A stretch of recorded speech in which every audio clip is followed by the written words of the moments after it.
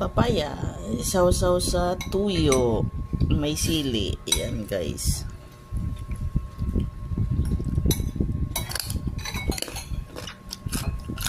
Ito yung merienda namin dati guys sa amin sa probinsya.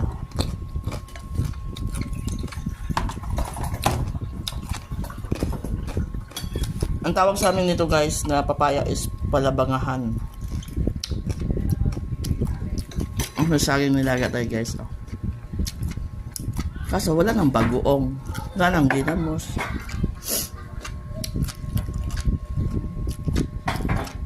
Yan guys.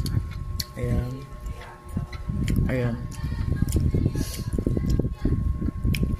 Sarap. Masarap guys. Kain tayo guys.